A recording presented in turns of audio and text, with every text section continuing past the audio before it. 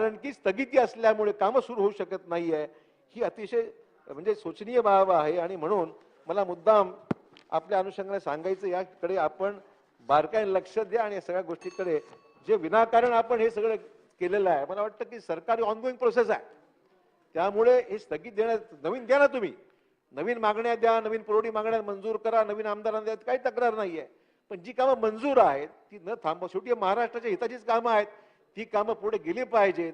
आणि त्यासाठी स्थगिती जी काही देण्यात आलेली आहेत त्या सगळ्या स्थगित्या या उठून दिल्या पाहिजेत. जलसंधारणाची कामं आहेत काय, जलसंपदाची कामं आहेत काय, पीडब्ल्यूडीची कामं आहेत काय, ग्रामविकासची कामं आहेत, त्या सगळ्या कामाला जी स्थगिती तुम्ही दिलेली आहे ती उठवली पाहिजे. मगाशी उल्लेख काही आमच्या सहकारी मित्रांनी केला, विजाची खांबं पडलेली आहेत, तारा तुटलेल्या आहेत, ट्रान्सफॉर्मर्स मध्ये ऑइल नाहीये, ट्रान्सफॉर्मरला उपलब्ध नाहीयेत. विजेचा फार मोठा गंभीर प्रश्न अनेक ठिकाणी आहे आणि अतिवृष्टीमुळे त्यात अजूनही त्यात भर पडलेली आहे. तर मला एवढं सांगायचं आहे की डीपीडीसी मध्ये त्याची तरतूद आपण करतो, काही प्रमाणामध्ये 8-10 कोटी रुपये डीपीडीसी असतात या कामाकरता. वीज वितरण कंपनीने पैसे दिले पाहिजे अशी अपेक्षा आहे, परंतु स्थगितीमुळे डीपीडीसीची कामं बंद झाली आहेत. आज जवळपास 6 ते 7 महिने होऊन गेले आर्थिक वर्षामध्ये, उरलेले राहिले 5 महिने या आर्थिक वर्षामधले या डीपीडीसीच्या स्थगितीचं उठवले नाहीत तर मागच्या 4 महिन्यात पैसे खर्च होणार आहेत काय? हे सगळे आपल्याला कळलं पाहिजे. म्हणणं एवढंच आहे, हे सगळं जे चाललेलं आहे याचा कुठेतरी व्यापक विचार करा. आणि ठीक आहे, बाकी तर ठीक आहे, बाकी मग अच्छा आहे, झाडी चांगली आहे, डोंगर चांगले आहेत, हॉटेल चांगले आहेत, ओके ओके आहे. पण शेतकरी मात्र ओके ओके अजून नाही, हे मला मुद्दाम सांगितलं पाहिजे. अजूनही शेतकऱ्याची आपली जी काही हालाकीची परिस्थिती आहे ती ओके नाही आहे. आणि म्हणून त्या दृष्टिकोनातून या सगळ्या गोष्टीकडे आपण थोडं व्यापक दृष्टिकोन पाहिलं पाहिजे. ठीक आहे, सत्ता येते जाते, होत राहते, काय आम्ही काही नवीन नाही, तुम्ही काही नवीन नाही, तुम्ही अनुभवलेलं आम्ही अनुभवले, अशा गोष्टी. मला वाटतं की ह्या पाहण्याचा दृष्टिकोन थोडा बदलला पाहिजे. आणि महाराष्ट्राच्या हिताची कामं जी आहेत, सरकार कोणाचं असो केव्हाचंही असो, ती कामं पुढे नेण्याच्या दृष्टिकोनातून काहीतरी विचार झाला पाहिजे अशी माझी अपेक्षा या निमित्ताने जरूर आहे. काही शेतकऱ्यांचे मी तुम्हाला रिॲक्शन सांगतो, म्हणजे मी हे बोलतो म्हणून, पण लोकांचे जे रिॲक्शन्स आहेत, म्हणजे मी तुम्हाला देगलूर तालुक्यातल्या दिगंबर पाटील सुंडगी गावाचा आहे, गावातला देगलूर तालुक्यातला, अतिवृष्टीने मूग व उडीद पीक वाया गेल्याने टाकलेले भांडवलही निघण्याची शक्यता नाही, शासनाने आर्थिक मदत जाहीर करावी. हा कोण म्हणतोय? नारायण हिंगोले, कुशावाडी देगलूरचा आहे, दिगंबर पाटील सुंडगी या गावातला देगलूर तालुक्यातला दुसरा माणूस आहे. त्याचबरोबर भोकर तालुक्यातला रामराव कद लगुड गावातला आहे. मोठ्या आशेने यंदा खरीपाची लागवड केली होती, हाती काही लागण्याआधीच वाघू नदीच्या पुरात वाहून गेलं. बँकेचे पैसे कसे फेडावे, पत्नी 4 लेकरांची आणि नातवांची पोट कशी भरणार, शेतकऱ्यांचे काही व्यापक रिॲक्शन्स तुम्हाला मी मांडत आहे. किनवट जो आमचा ट्रायबल भाग आहे, त्या भागातल्या रामचंद्र केंद्रे, भांडारवाडी, किनवट, दुबार पेरणी करावी लागली, अतिवृष्टीने पिकं खरडली, वाहून गेली, जमिनीला पाझर फुटले, सोयाबीन पिवळे पडले, पिकाचा चिखल झाला. मी तुम्हाला फक्त 2-4 उदाहरण, महाराष्ट्रातल्या वृत्तपत्रामध्ये आलेल्या शेतकऱ्यांच्या रिॲक्शनची फक्त एक थोडक्यात मी माहिती आपल्यासमोर या ठिकाणी मांडलेली आहे. आणि म्हणून मला सत्तारभाई आपल्याला एवढंच अपेक्षा करतो, आपण नवीन पदभार स्वीकारलेला डिपार्टमेंट आपण पाहताय, आपण सिल्लोड मध्ये मोठ्या प्रमाणात काम कराल, यावेळेस मला माहिती आहे, नवीन अनेक कार्यालय याल, शेतीविषयक अनेक सुधारणा कराल, या मला कल्पना आहे. पण त्यामुळे महाराष्ट्रात हित साध्य कसं करता येईल याकरता आपण लक्ष द्यावं. आणि मी दिलेल्या धोरणात्मक निर्णयासंदर्भामध्ये काही आपण धोरणात्मक निर्णय घ्यावेत अशा प्रकारे अपेक्षा करून माझे 2 शब्द पूर्ण करतो. जय हिंद, जय महाराष्ट्र. सन्माननीय सदस्य संजय गायकवाड. अध्यक्ष महोदय, विदर्भातील बुलढाणा जिल्ह्यातील अतिवृष्टीच्या विषयावर या ठिकाणी बोलण्याकरता मी उभा आहे. अतिवृष्टीचे निकष हे पर्जन्यमापक यंत्र ज्या ठिकाणी बसवलेलं आहे त्या ठिकाणी 65 मिलीमीटर पाऊस जर पडला तर आणि तरच त्या निकषाच्या माध्यमातून शेतकऱ्याला मदत दिली जाते. पण पर्जन्यमापक यंत्र ज्या ठिकाणी बसलेलं आहे त्या मंडळाच्या बाहेरच्या मंडळामध्ये अतिवृष्टी होते, आजूबाजूला होते, पण ज्या ठिकाणी पर्जन्यमापक यंत्र असतात त्या ठिकाणी होत नाही. आणि अतिवृष्टी होऊन देखील, शेती खरडून जाऊन देखील, पिकाचा सगळा नायनाट होऊन देखील त्या ठिकाणी शेतकऱ्याला केवळ त्या पर्जन्यमापक यंत्रामध्ये नोंद नसल्यामुळे त्याला मदत मिळत नाही. आणि म्हणून गेल्या अनेक वर्षापासूनची ही जुनी पद्धत जी आहे ही पद्धत बदलणं गरजेची आहे. प्रत्येक मंडळामध्ये जर पर्जन्यमापक यंत्र जर बसवण्याची नव्याने जर तरतूद केल्या गेली तर खऱ्या अर्थाने शेतकऱ्यांच्या शेताचा झालेल्या नुकसानाची नोंद त्या ठिकाणी होणार आहे. अनेक दिवसापासून आपल्या राज्य सरकारची एक शेतकऱ्यांच्या संदर्भातली पद्धत आहे. अतिवृष्टी झाली, नदीला पूर आला, नद्यांनी आपला प्रवाह बदलला, नद्यांमध्ये अडथळे असल्यामुळे नद्या त्या ठिकाणी वेगळा मार्ग हे करतात आणि शेतामधनं पुन्हा दुसरी नदी तयार होते. आपण दरवेळेस त्यांचे पंचनामे करतो. पंचनामे केल्यानंतर त्यांना मदतीकरता पात्र केलं जातं. एकच विषय हा जो दिवसेंदिवस चालू असतो, त्यापेक्षा ज्या कारणामुळे नदीचं पात्र छोटं झालं, अनेक शेतकऱ्यांनी त्या ठिकाणी आपली शेत जमीन जी आहे जी शेती करण्यायोग्य नाही त्या ठिकाणी शेती करून नदीचे पात्र छोटे केलेत. काही ठिकाणी विहिरी खोदल्यात, त्याचे दगड टाकून त्याचे प्रवाह बंद केले आणि म्हणून दरवर्षी पाऊस पडला की या नद्यांची पात्र कमी पडतात आणि हे सगळं पाणी शेताने उधळतं आणि पुन्हा दरवर्षी आपल्याला हेच करावं लागतं.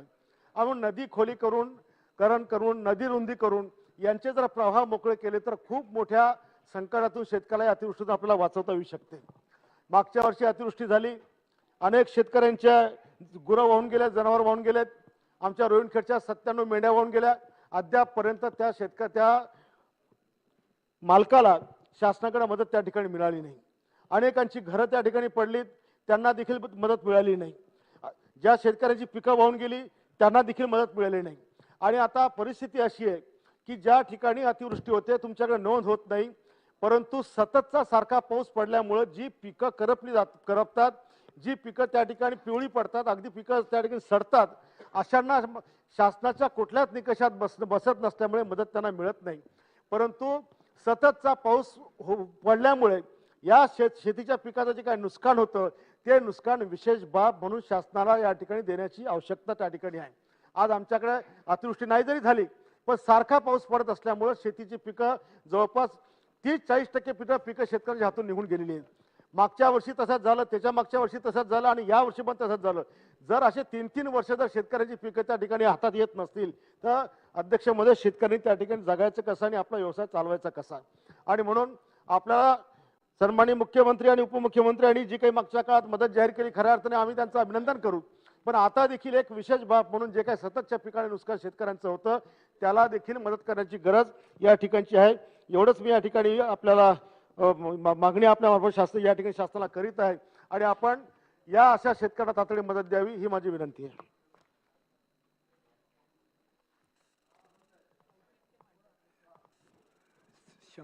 निकम, सन्मान्य निकम, दोन मिनिटं आहेत. 2 मिनिटं औचित्याचा मुद्दा मांडायचा. कोयना जलविद्युत पॉइंट ऑफ इन्फॉर्मेशन मगाशीच कट झालं. 2 मिनिटं भास्कर आहे. शेठ एकच मिनिट. भास्करराव जरा समजून घ्या ना. कोयना जलविद्युत प्रकल्पाला आपण 60 वर्ष. आपण नवीन सदस्यांना जरा समजून घ्या ना. नाही आमचं औचित्य मगाशी कॅन्सल केलं म्हणून आता पक्कन मागतो. एकाच मिनिटात. कोयना जलविद्युत प्रकल्पाला 60 वर्ष पूर्वी झालेत. या जलविद्युत प्रकल्पामध्ये अनेक प्रकल्पग्रस्तांनी जागा जमीन सगळं दिलेलं आहे. आज अलोरा चिपळूण येथे तिचं आमरण उपोषण चालू आहे. त्यातले 2 जण आता ऍडमिट आहेत, मिलिंद मोहिते आणि रुपेश मरगत. तर माझी या अध्यक्ष महोदय आपल्याला विनंती आहे की तातडीने याबाबतचा निर्णय घेऊन ते उपोषण लवकरात लवकर थांबलं पाहिजे. अन्यथा अनेक लोक त्यामध्ये प्रकल्पग्रस्त मृत्युमुखी पडायच्या ह्याच्यापर्यंत येऊ शकतात. तरी त्याबाबतचं निवेदन तातडीने करावी ही नम्रतेची विनंती. शासनाने ह्या बाबतीमध्ये नोंद घ्यावी. सन्माननीय सदस्य भास्कर जाधव. साहेब मला माहित नव्हतं की ते उभे आहेत म्हणून मी म्हटलं काय हरकत नाही, ठीक आहे.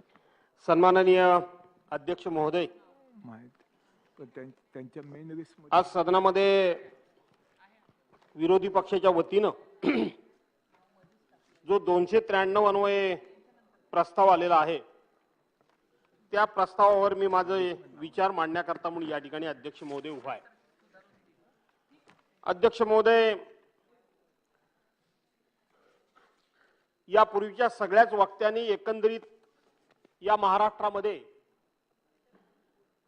महाराष्ट्रातल्या काही भागामध्ये अतिपर्जन्यवृष्टी झाली आणि त्या पर्जन्यवृष्टीमुळं झालेली हानी याचं अतिशय विस्तारानं आणि समयोचित अशा प्रकारचं वर्णन आणि माहिती सभागृहासमोर ठेवलेली आहे. आपल्याला माहिती आहे की या अतिवृष्टीमुळे जवळजवळ 15 ते 20 लाख हेक्टरवरची शेती शेत पिकं ही पूर्णपणे नाश पावलेली आहेत. त्याच्यामध्ये विदर्भ आणि मराठवाड्यामध्ये मोठ्या प्रमाणामध्ये हानी झाली आहे. परंतु कोकण असेल, पश्चिम महाराष्ट्र असेल, उत्तर महाराष्ट्र असेल या ठिकाणी देखील शेतकऱ्यांची खूप मोठ्या प्रमाणामध्ये हानी झालेली आहे हे नाकारता येणार नाही. अध्यक्ष महोदय, यामध्ये जर आपण बघितलं तर जवळजवळ 157 शेतकऱ्यांचा मृत्यू हा या पुराच्या विविध कारणास्तव या ठिकाणी झालेला आहे. आणि त्याचबरोबर अनेक प्रकारची अनेकांची घरं ही घरं त्याच्यामध्ये उद्ध्वस्त झालेली आहेत. संपूर्णपणे नदीनं आपला प्रवाह बदलला आणि नदीनं प्रवाह बदलल्यामुळं काही लोकांची पूर्णपणे शेती ही खरडून निघालेली आहे, उकडून निघालेली आहे. शेती याला होरली म्हणतात. म्हणजे कोकणासारख्या ठिकाणी आपल्या राज्याचा जर एकंदरीत उताराचा भाग बघितला तर 5% कमी आहे. आणि ज्या ठिकाणी 5% उताराचा भाग कमी असतो तिथं शेत जमीन ही बऱ्यापैकी सुरक्षित असते. परंतु कोकणाचं जर आपण बघितलं तर 8% ते 12-14% जमिनी उताराच्या आहेत. आणि त्यामुळे ज्या वेळेला अशा प्रकारची अतिवृष्टी होते त्यावेळेला पूर्णपणे जमीन ही धुपून निघते आणि तिथला मोठ्या प्रमाणातला गाळ हा नदीपात्रामध्ये गोळा होतो. आज नदीपात्रामध्ये गोळा झालेला असताना जसे 157 बळी झाले, त्याच्यामध्ये विदर्भामध्ये जवळजवळ 84 लोकांचा मृत्यू झाला, मराठवाड्यामध्ये 46 लोकांचा मृत्यू झाला, उत्तर महाराष्ट्रामध्ये 17 लोकांचा, पश्चिम महाराष्ट्र, कोकण आणि मुंबई धरून जवळजवळ 12 लोकांचा या ठिकाणी मृत्यू झालेला आहे. मागील 6 महिन्यामध्ये 80 लोकांचा हा वीज कोसळून मृत्यू झालेला आहे. त्याचबरोबर जवळजवळ 550-600 जनावरं ही मृत्युमुखी पडलेली आहेत. त्याच्यामध्ये विदर्भामध्ये 350 जनावरं मृत्युमुखी पडल्याची माहिती आहे. उत्तर महाराष्ट्रामध्ये 74, पश्चिम महाराष्ट्र आणि कोकण याच्यामध्ये 120 जनावरं जवळजवळ मृत्यू पडल्याची या ठिकाणी आपल्या सर्वांना माहिती आहे. अध्यक्ष महोदय, हे सगळं होत असताना आपण आज महाराष्ट्रामध्ये काही भागामध्ये दुबार पीक पेरणी होते आणि काही भागामध्ये म्हणजे उदाहरणार्थ कोकणामध्ये दुबार पीक पेरणी होतच नाही. कोकणामध्ये शेतकरी हा कर्ज घेत नाही, त्यामुळे कर्जाचं रिशेड्युलिंग जे केलं जातं त्याचा लाभ कोकणाला मिळत नाही. कोकणातली शेती ही पूर्णपणे निसर्गावर अवलंबून असते, निसर्गाच्या लहरीपणावर अवलंबून असते. कधी पाऊस जास्त पडला तर पूर्णपणे झालेली पेरणी आणि उगवलेलं रोप हे कुजून जातं, त्यामुळे लावणी लावता येत नाही. कधी कधी पाऊस आला नाही तर पेरलेलं बियाणं हे रुजतच नाही आणि सीझन चुकून गेला की त्याची पेरणी देखील होत नाही आणि पेरणी करून उपयोग होत नाही आणि म्हणून तिथं दुबार पेरणी होत नाही आणि म्हणून त्याचा सुद्धा शेतकऱ्याला फायदा नाही. आणि म्हणून शेतकऱ्याची पूर्णपणे शेती ही कोकणातली निसर्गाच्या लहरीपणावर अवलंबून आहे. कधी पाऊस पडला, कधी नाही पडला, अशा पद्धतीनं.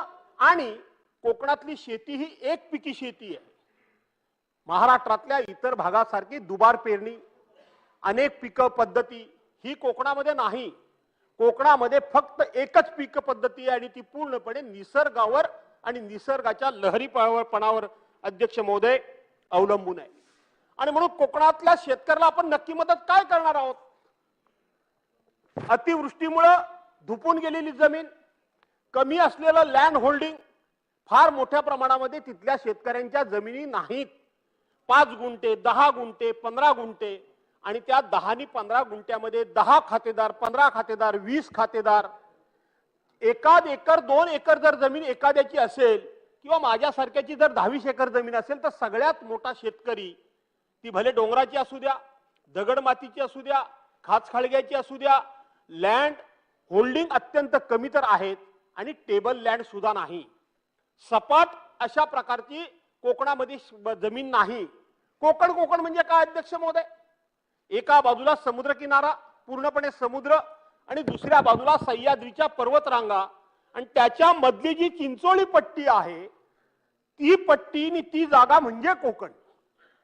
कोकण म्हणजे इतर भागासारखी पठार जमीन नाही, तर त्या ठिकाणी असलेली ते म्हणजे कोकण. आणि म्हणून या कोकणाची अशा पद्धतीचं निसर्गानं विचित्र अशी परिस्थिती केलेली आहे. अध्यक्ष महोदय, मला आपल्याला सांगितलं पाहिजे की आपण कोकणाच्या शेतकऱ्याला मदत करण्याकरता मंत्री महोदय 3 गोष्टींची जास्तीत जास्त काळजी घेणं गरजेचं आहे. या सभागृहामध्ये 1936 सालापासून 3 वेळा कोकणाच्या विकासासंदर्भामध्ये फक्त चर्चा निर्माण केली गेली. यापेक्षा कोकणाची वेगळी चर्चा कधीही स्वतंत्रपणे निर्माण झाली नाही किंवा चर्चा झाली नाही. कैलासवासी विलासरावजी देशमुख होते त्यावेळेला एकदा वरच्या सभागृहामध्ये मी आणि कैलासवासी गुरुनाथजी कुलकर्णी अशा आम्ही सर्वांनी मिळून एक चर्चा घडवली होती.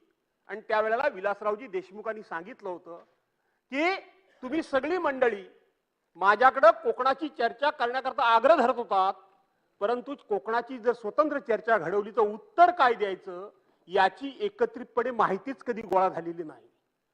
विदर्भ असेल, मराठवाडा असेल, पश्चिम महाराष्ट्र असेल, उत्तर महाराष्ट्र असेल, त्या भागातली जर चर्चा आली तर आमच्या डोळ्यासमोर ताबडतोब ऊस यायचा, केळी यायची, संत्र यायची, कापूस यायची, काळी ज्वारी यायची. आम्ही झटपट ज्या काय लेटेस्ट आकडेवारी असायच्या त्या त्याच्यामध्ये ऍड करायचो आणि बाकीची माहिती द्यायची, परंतु कोकणाची एकत्रितपणे माहिती नव्हती.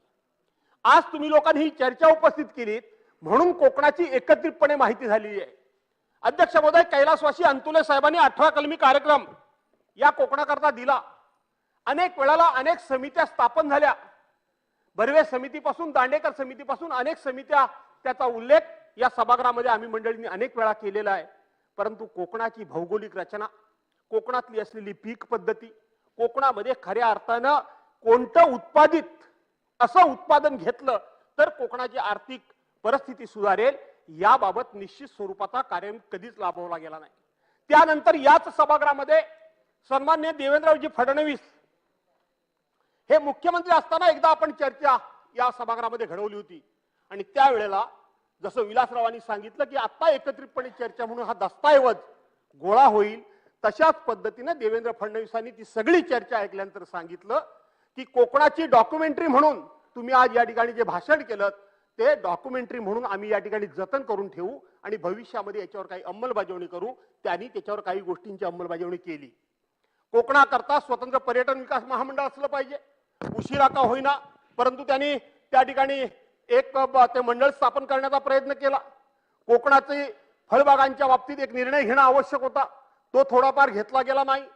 आणि म्हणून त्याच्यानंतर एकदा पुन्हा या सभागृहामध्ये चर्चा झाली. माननीय या राज्याचे तत्कालीन मुख्यमंत्री महाविकास आघाडीचे उद्धव साहेब ठाकरे हे मुख्यमंत्री असताना या सभागृहामध्ये चर्चा झाली. अध्यक्ष महोदय, कोकणामध्ये आपण जर विचार केला तर कोकणाला एक 2-3 गोष्टींवरच जर मदत केली तरच कोकणाला मदत होईल, नाही तर मदत होणार नाही. एक म्हणजे कोकणातली फळ लागवड. कोकणामध्ये जी फळ लागवड झाली, आदरणीय पवार साहेबांनी त्यावेळेला रोजगार हमी योजना आणि रोजगार हमी योजनेच्या अंतर्गत फळ लागवडीचा अंतर्भाव केला. आणि खऱ्या अर्थानं कोकणामध्ये कोकणातल्या माणसाच्या कष्टानं, कोकणातल्या माणसानं आपल्या डोक्यावरून आणलेल्या हंडा पाण्यानं पवार साहेबांनी मदत केली. परंतु त्याला कोकणातल्या माणसानं आपले कष्टाचं जोड दिली आणि कोकणामधल्या खऱ्या अर्थानं फळबागा फुलायला लागल्या, फळायला लागल्या आणि त्यातून काही वावशी कोकणातल्या माणसाची आर्थिक परिस्थिती सुधारली. दुसरं कोकणाचं उत्पन्न काय अध्यक्ष महोदय? ते म्हणजे मासेमारी. मासेमारी हे कोकणाचं उत्पन्न आहे, परंतु खऱ्या अर्थानं या मासेमारीला जो शासकीय अशा प्रकारचा मदतीचा हात दिला पाहिजे होता, शासनाच्या वतीनं काही निर्णय घेण्याची आवश्यकता होती.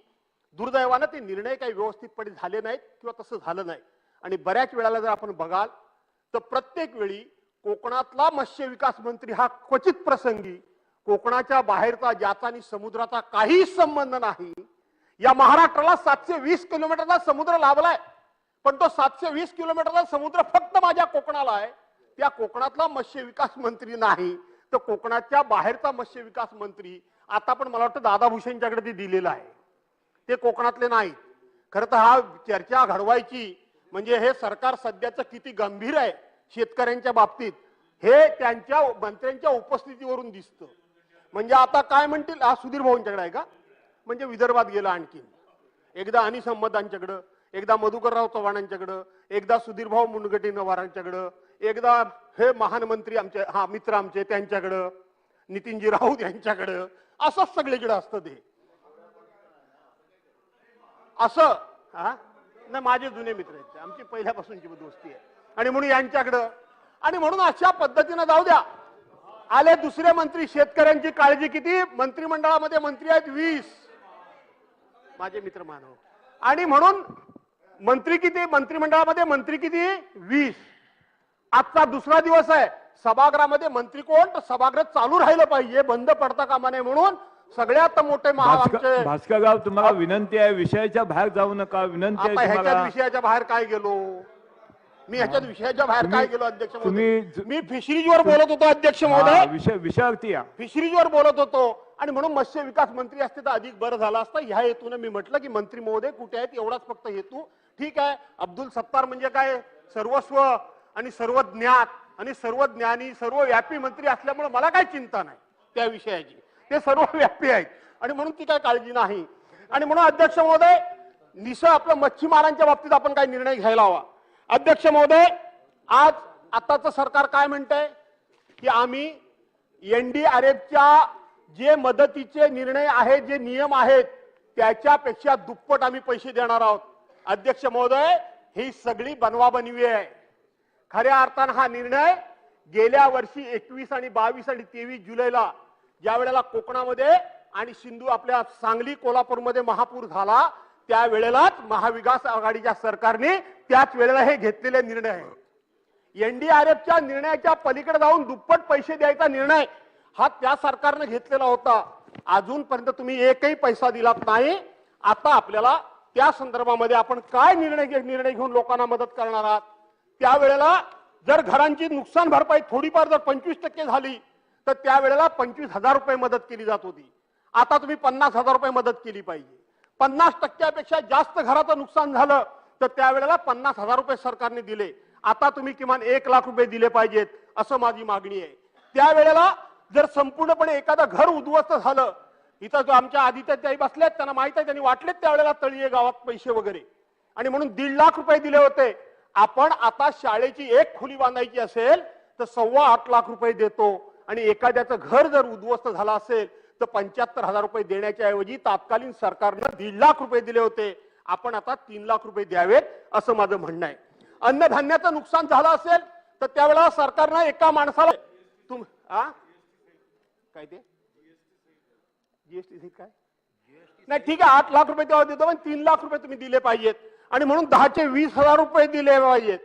मच्छीमारांना मदत त्यावेळेला औषधा नुकसान जर जाळ्याचं झालं तर 10,000 रुपये बोटी करता दिले होते.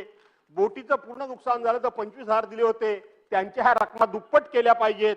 मच्छीमारांच्या जाळ्याचं नुकसान झालं तर त्यावेळेला 10,000 रुपये दिले होते आणि त्यावेळेला त्यांचं तुम्ही दुप्पट आता त्यांना मदत केली पाहिजे. त्यावेळेच्या सरकारनं एखादा नुकसानग्रस्त दुकान मालक असेल तर साधा टपरी चालक जरी असेल तर त्याला सुद्धा 10,000 रुपये दिले होते.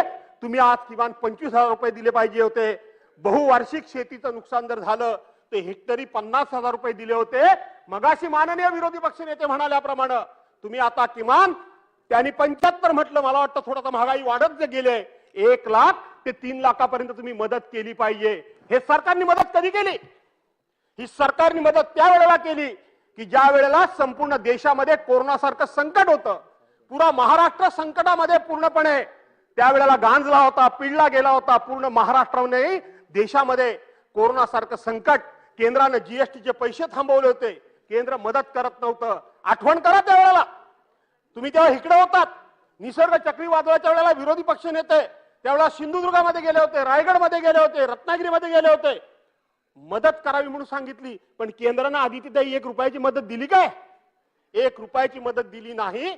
परंतु या सरकारनं कोरोनाचं संकट असताना सुद्धा त्यावेळेला मदत केलेली आहे आणि म्हणून तुम्ही आता मदत केली पाहिजे. अध्यक्ष महोदय, आताच्या ह्या बजेटमध्ये 4700 कोटी रुपये तुम्ही तरतूद केली. कशा करता केली? की जो प्रामाणिकपणे कर्जाचे हप्ते भरेल, कर्जाची रक्कम भरेल, त्याला 50,000 रुपये बोनस द्यायचा हा निर्णय याच सरकारने केला होता. इथं बसलेले विरोधी पक्ष नेते त्यावेळेला अर्थमंत्री होते आणि त्यांनी त्यावेळेला बजेटमध्ये आम्ही तरतूद करतो म्हणून सांगितलं होतं. 1 वर्ष आम्ही करू शकलो नाही, पण यंदाच्या बजेटमध्ये त्यांनी तरतूद केली होती. आज तुम्ही अजूनही द्यायला सुरुवात केलेली नाही. माझी तुम्हाला मंत्री महोदय विनंती आहे, एक अत्यंत महत्वाचा विषय मी आपल्या सर्वांच्या समोर सांगतो की कोकणाला आपण कुठल्याही बाबतीत मदत करू शकत नाही. कारण असं की कोकण कर्ज घेत नाही, घेतलेलं कर्ज कोणाचं बुडवत नाही आणि कर्ज जर घेतलं असेल तर वेळेवर फेडतो. एक आदर्श उदाहरण मी तुम्हाला सांगतो. शंभूराजे,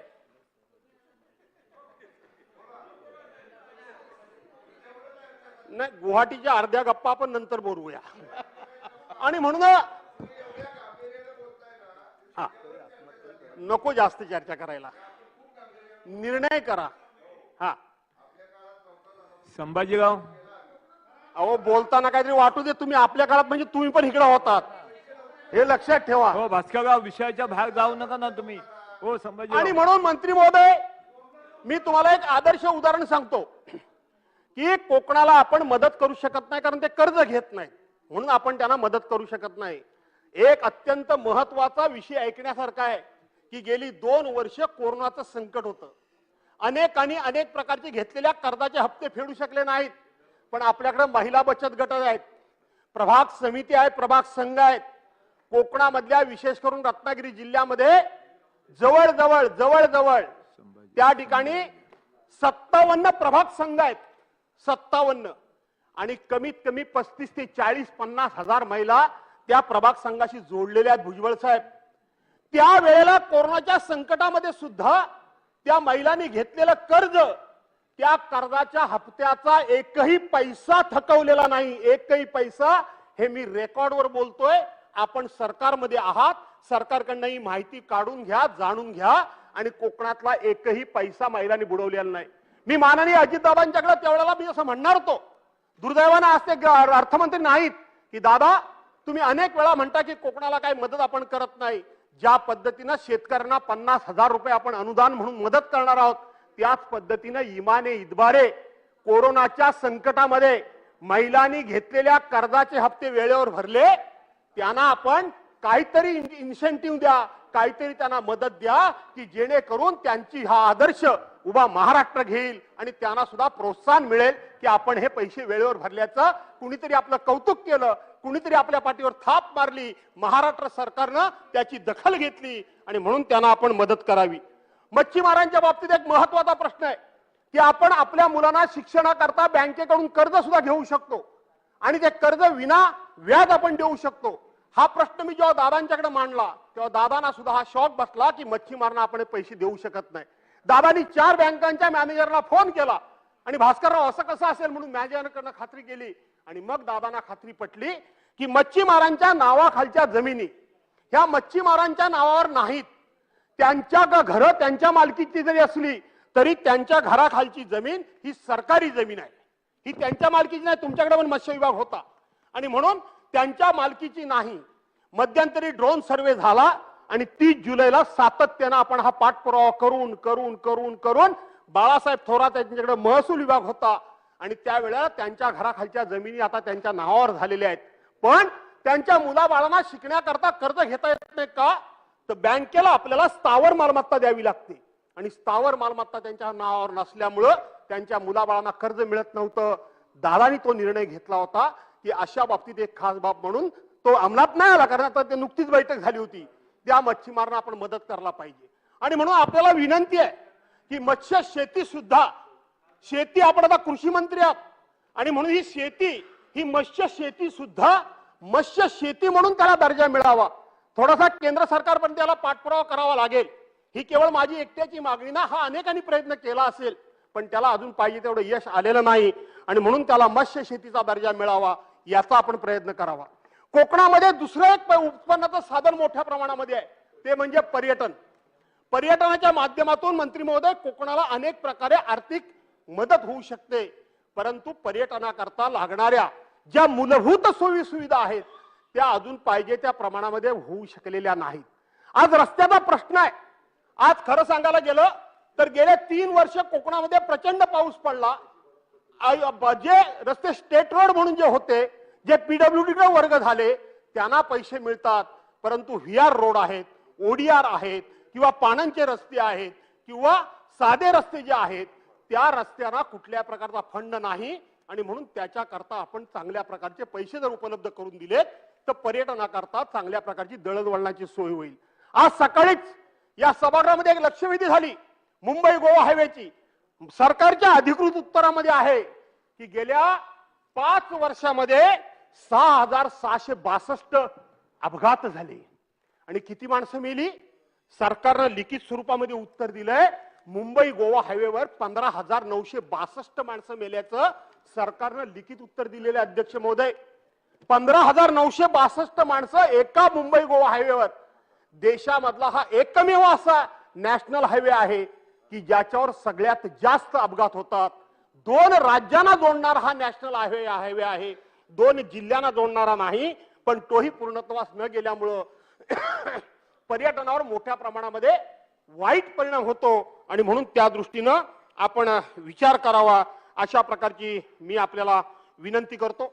मगाशी माननीय विरोधी पक्ष नेत्यांनी अतिशय महत्वाचा आणि मूलभूत प्रश्न उपस्थित केला, तो म्हणजे चिपळूण शहरामध्ये आणि महाड शहरामध्ये गेल्या वर्षी पाणी भरलं होतं. त्यातली चिपळूणमध्ये वाशिष्ठी नदी आणि शिव नदी आहे, त्याचा गाळ काढण्याकरता म्हणून महाराष्ट्र सरकारनं तत्कालीन सरकारनं निर्णय घेतला. जवळजवळ 10 लक्ष क्युबिक मीटर गाळ त्यातला निघायला पाहिजे. 40% गाळ निघाला. 40% गाळ निघाल्यामुळे यंदा शहरामध्ये पाणी भरलं नाही. तिथं जी चिपळूण बचाव संघर्ष समिती आहे त्यांनी जवळजवळ 1 महिना उपोषण केलं. राज्यातल्या सगळ्या पदाधिकाऱ्यांचं, सगळ्या पक्षाचं, सगळ्या नेत्यांचं, सगळ्या पुढाऱ्यांचं लक्ष त्यांनी वेधण्याचं काम केलं आणि तत्कालीन सरकारनं विशेष करून महाविकास आघाडी सरकारनं मदत करण्याचा मोठा निर्णय घेतला. पण त्याच वेळेला ही पूर परिस्थिती कायमची होऊ नये म्हणून मग कोल्हापूर असेल, सांगली असेल किंवा कोकण असेल याला 10,000 कोटी रुपये खर्च करण्याचा निर्णय आम्ही या सरकारने घेतला होता आणि त्यातले 3,200 कोटी रुपये केवळ वाशिष्ठी नदीवर, कारण वाशिष्ठी नदीच्या बाजूला संपूर्ण चिपळूण शहर वसलेलं आहे. 2156 हेक्टर जमीन ही चिपळूण शहराच्या बाजूला आहे आणि कोकणातली ही शहरं नदीच्या कडेला का, तर नदीच्या कडेला कारण असं की पूर्वी जलवाहतूकच होती, पूर्वी रस्त्यानं वाहतूक नव्हती आणि जलवाहतूक झाल्यामुळं जलवाहतुकीच्या माध्यमातून येणारा माल याचा उतार चढाव हा खाडीमध्ये असल्यामुळं त्या तिथं शहराची वसवणूक झाली आणि आपण आता कितीही मंत्री महोदय वल्गना केल्या, कितीही घोषणा केल्या तरी कोणालाही त्या ठिकाणाहून दुसऱ्या ठिकाणी शिफ्ट करणं एवढं सोपं काम नाही. त्याला काय आपण म्हणतो, पुनर्वसन करणं. त्याला पुनर्वसन करणं एवढं सोपं काम नाहीये. मी मागच्या वेळेला एक महत्वाचा विजय वडेट्टीवार ज्यावेळेला पुनर्वसन मंत्री होते तो एक महत्वाचा मुद्दा मांडला होता, तो पुन्हा एकदा मांडतो की आपण बऱ्याच वेळेला लोकांना पुनर्वसन करण्याकरता बाहेर जायला सांगतो, लोक जात नाहीत. कारण प्रत्येकाची कुठं ना कुठेतरी भावनिक बांधिलकी तिथेच असते, नातीगोती तिथेच आहेत, जमीन जागा तिथेच आहे, मुलं बाळ तिथेच आहे, संसार फुललेला तिथेच आहे आणि म्हणून गाव सोडून कसं जायचं याच्याकरता मी एक महत्वाचा मुद्दा सुचवला होता की कोणालाही गाव सोडायला लावू नका. कुठलंही गाव, आता माझ्या रत्नागिरी जिल्ह्यामध्ये 82 गावाचं पुनर्वसन करायचंय, 82 घरांचं पण पुनर्वसन होऊ शकत नाही. गेल्या वर्षी माझ्या मतदारसंघामध्ये खेड तालुक्यामध्ये पोसरे गावामध्ये दरड कोसळली, 18 कुटुंब पूर्णपणे गाडली गेली. तळीये गावामध्ये तेच झालं. लोक 4 महिनाभर बाहेर गेली, पुन्हा आपली आली, जगू नाही तर मरू, आपल्या गावातच मरू, काय व्हायचं ते होईल. आणि म्हणून मी सांगितलं होतं की ज्या ज्या गावाचं पुनर्वसन करावं अशा पद्धतीचा जिओग्राफीचा ज्याचा कोणाचा अहवाल असेल त्या गावाला पुनर्वसन करू नका, तर त्या गावामध्ये एक चांगल्या प्रकारचं रेसिडेन्शियल अशा प्रकारचं एखादं संकुल बांधा, बिल्डिंग बांधा. जर 50 लोकांना त्या ठिकाणी शिफ्ट करायचं असेल तर त्याच्याऐवजी 70 खोल्याचं त्या ठिकाणी संकुल बांधा.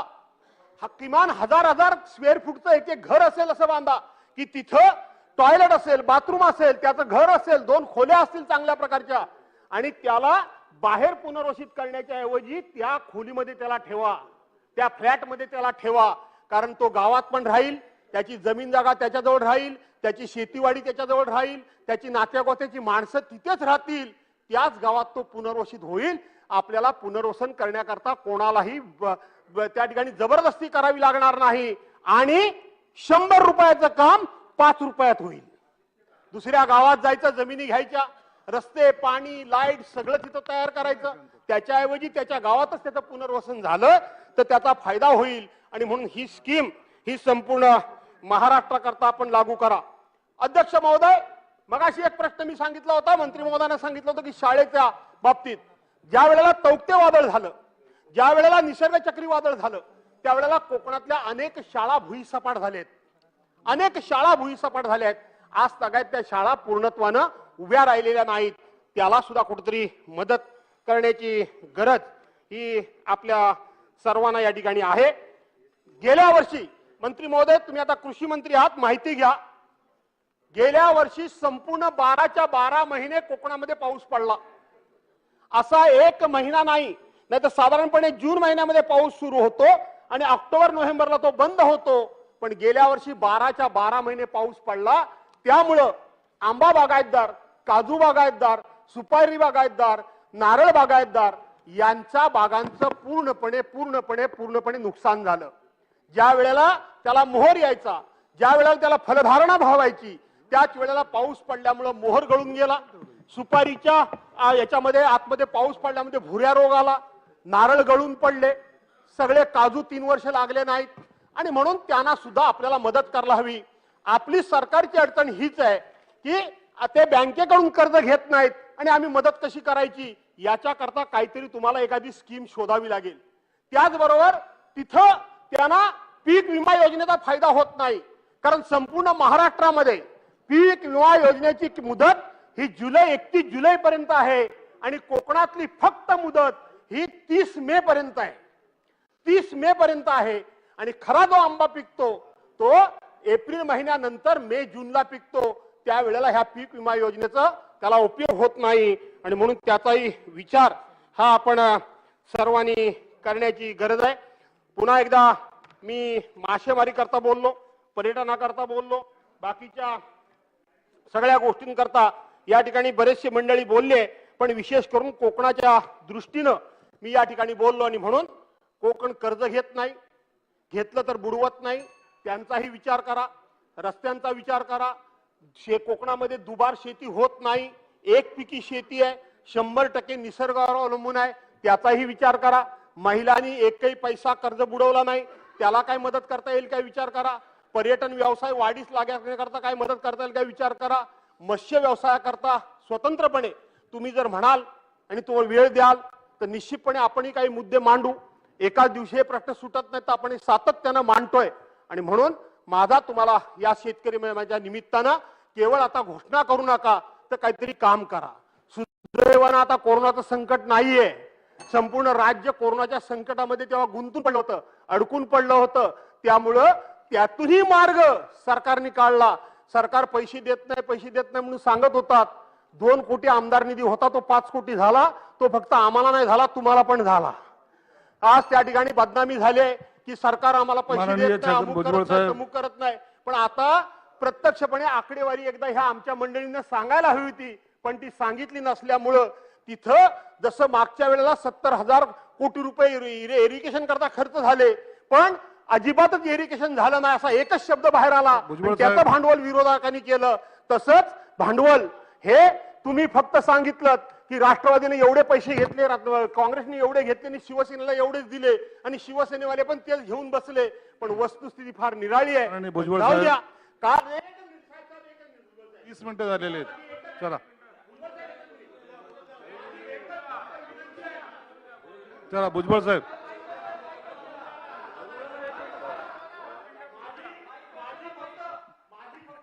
मंत्री महोदय, एकच विनंती आहे, एकच की आज 1 एप्रिल 2021 ला या सरकारने घेतलेले सगळे निर्णय तुम्ही स्थगित केले का?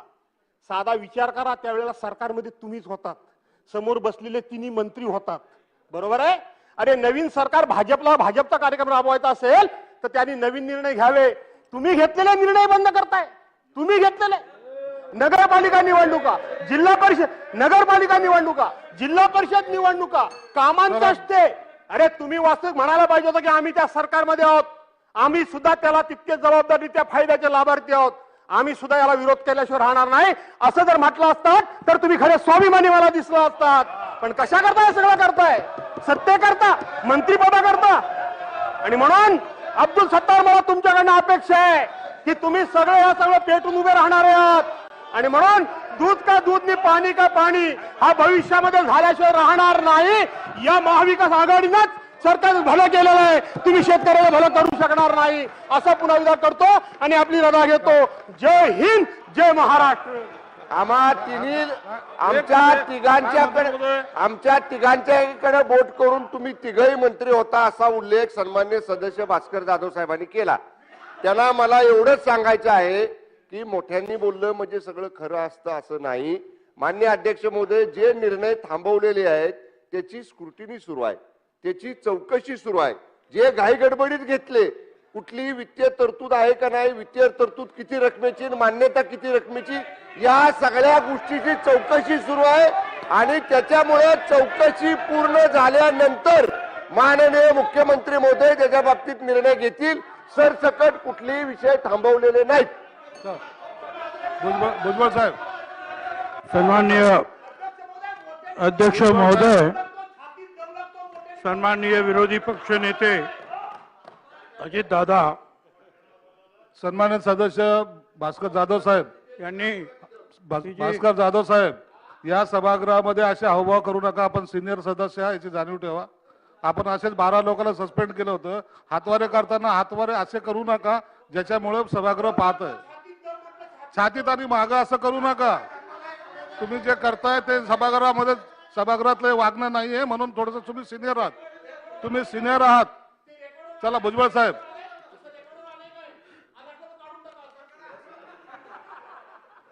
तुमच्याकडून अशी अपेक्षा नाही. अध्यक्ष महोदय, सन्माननीय विरोधी पक्षनेते अजितदादा यांनी या महाराष्ट्रामध्ये जी अतिवृष्टी आणि त्यामुळं आलेल्या पुरामुळं जी काही नुकसान वेगवेगळ्या भागामध्ये वेगवेगळ्या विषयाची नुकसान जी झालेली आहे त्या संदर्भामध्ये फार विस्तृत त्यांनी आपले मुद्दे मांडलेले आहेत. अध्यक्ष महोदय, हा पाऊस अजून संपलेला नाही. अजूनही आपण जर टीव्ही जर उघडले चॅनल्स तर कुठे ना कुठे पुढे पूर चाललेले आहेत, कुठे ती गाडी वाहून चाललेली आहेत, कुठे लोक वाहून चाललेले आहेत. अशीच परिस्थिती आहे. म्हणजे 125चा आकडा मृत्यूचा हा कधीच पार पडलेला आहे. तो आता 150 पर्यंत गेला असेल. रोज संध्याकाळी आपण जाऊन पहा, काही ना काहीतरी जे आहे जीवितहानी, वित्तहानी सुरूच आहे, अजून सुरू आहे अध्यक्ष महोदय. आणि हे सगळं केवळ एका भागामध्ये अशातला भाग नाही, महाराष्ट्रातल्या संपूर्ण महाराष्ट्र जो आहे या अतिवृष्टीने व्यापलेला आहे. संपूर्ण महाराष्ट्र. असा काही भाग एखादा राहिला शिल्लक की इथे काही ते नुकसान झालं नाही ह्या महसूल विभागामध्ये, अशी काही परिस्थिती नाही. अध्यक्ष महोदय, उत्तर महाराष्ट्रामध्ये नाशिक आणि ह्या त्या भागामध्ये सुद्धा हीच परिस्थिती. आताचे आमचे जे कृषी मंत्री आहेत त्यांच्या शेजारीच माझा पण तालुका तो येवला आहे. अतिशय तुरळक पाऊस पडतो, पाऊसच पडत नाही जास्त. तिथे 3 ठिकाणी ढगफुटी झाली.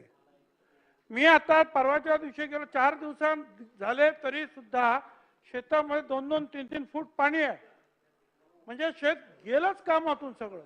पण त्याच्यामध्ये नाशिक जिल्ह्यामध्ये परत हे फळबागा जे आहेत, मग ते द्राक्ष असतील किंवा इतर जे काय असतील त्या सगळ्या उद्ध्वस्त झाल्या, खाली पडल्या.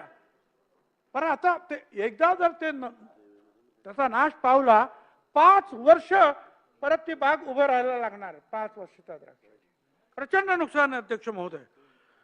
कांद्याचं नुकसान आहे, मका साफ झालेला आहे, सोयाबीन, द्राक्ष, डाळिंब, टोमॅटो.